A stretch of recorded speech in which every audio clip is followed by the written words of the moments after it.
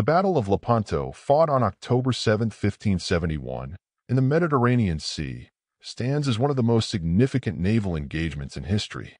This clash, which took place near the western coast of Greece, pitted the forces of the Holy League, a coalition of Christian states, against the formidable naval power of the Ottoman Empire. The battle is often heralded as a decisive moment that curtailed Ottoman naval dominance in the Mediterranean and marked the high point of the Catholic maritime struggle against Islamic expansion. To fully understand the significance of the Battle of Lepanto, one must delve into the historical context, the composition of the opposing forces, the strategic maneuvers, and the aftermath and legacy of this pivotal encounter. In the 16th century, the Mediterranean was a theater of intense rivalry and conflict. The Ottoman Empire, under the rule of Sultan Selim II, sought to expand its influence and control over the region, posing a direct threat to the European powers. The Ottomans had already established a strong presence in the eastern Mediterranean and had made significant incursions into Europe, including the conquest of Constantinople in 1453. This expansionist policy alarmed the European states, particularly the maritime republics of Venice and Genoa, which saw their trade routes and territorial possessions at risk. The Holy League was formed in response to the growing Ottoman threat. This coalition was spearheaded by Pope Pius V, who recognized the existential danger posed by the Ottomans to Christendom. The League comprised several key European powers, including the Papal States, the Spanish Empire under King Philip II, the Republic of Venice, the Republic of Genoa, the Duchy of Savoy, and the Knights of Malta. The diverse nature of this alliance, which brought together various Christian states with differing political and economic interests, underscored the gravity of the Ottoman threat. The lead-up to the Battle of Lepanto was marked by increasing Ottoman aggression. In 1570, the Ottomans launched an assault on Cyprus, a Venetian possession, culminating in the brutal siege and capture of Famagusta. The fall of Cyprus galvanized the European powers, providing the impetus needed to form the Holy League. Command of the coalition fleet was entrusted to Don Juan of Austria, the illegitimate half-brother of King Philip II of Spain. Don Juan, a young and charismatic leader, was chosen for his military acumen and ability to inspire unity among the diverse contingents of the Holy League. The Ottoman fleet, commanded by Ali Pasha, was a formidable force. It boasted around 230 galleys, manned by experienced sailors and soldiers, including the fearsome Janissaries. The Ottomans had long dominated the Mediterranean through their naval prowess, and had recently demonstrated their strength in the conquest of Cyprus. Confident in their naval supremacy, the Ottomans aimed to further extend their influence by defeating the Christian fleet and securing control over the western Mediterranean. The fleets of the Holy League and the Ottoman Empire finally met in the Gulf of Patras, near the port of Lepanto.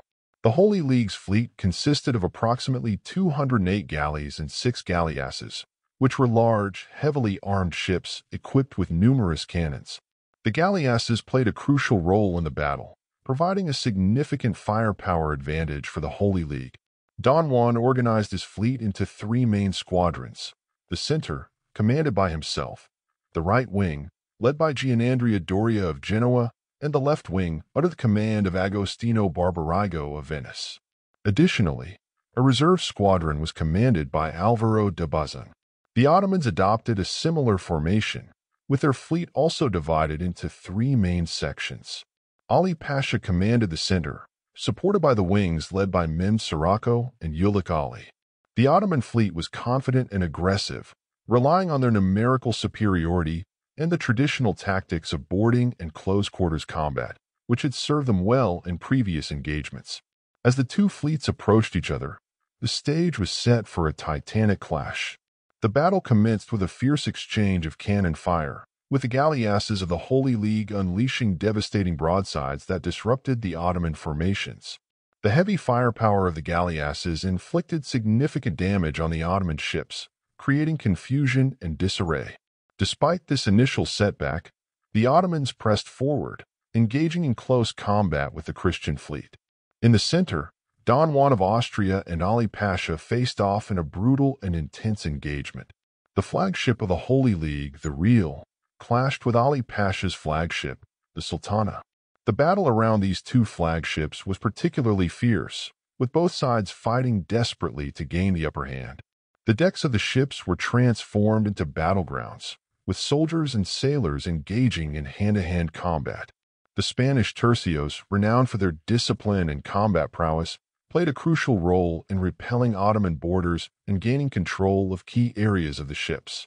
On the flanks, the battles were equally intense. Gianandrea Doria's right wing managed to hold its ground against Mem Sirocco's forces, despite being outnumbered. Doria's strategic maneuvers and effective use of artillery helped to mitigate the numerical disadvantage. On the left wing, Agostino Barbarigo's Venetian contingent faced a relentless assault from Ulicali. Barbarigo was mortally wounded in the fighting, but the Venetians managed to maintain their position, preventing the Ottomans from breaking through. The turning point of the battle came when Ali Pasha was killed. The loss of their commander dealt a severe blow to Ottoman morale and coordination. Sensing an opportunity, Don Juan of Austria ordered a concerted push against the Ottoman center. The Real and the Sultana became the focal point of this final, decisive confrontation. After intense fighting, the Holy League's forces managed to capture the Sultana, hoisting the banner of the cross in a symbolic victory. The defeat of the Ottoman center triggered a collapse in their formations. With their flagship captured and their commander dead, the Ottoman fleet began to disintegrate. The Holy League seized the initiative, pressing their advantage and driving the remaining Ottoman ships into retreat. The battle concluded with a resounding victory for the Holy League, as the shattered remnants of the Ottoman fleet fled the scene. The Battle of Lepanto was a significant victory for the Holy League, marking a turning point in the struggle against Ottoman expansion. The victory was celebrated across Europe, with Pope Pius V declaring a day of thanksgiving.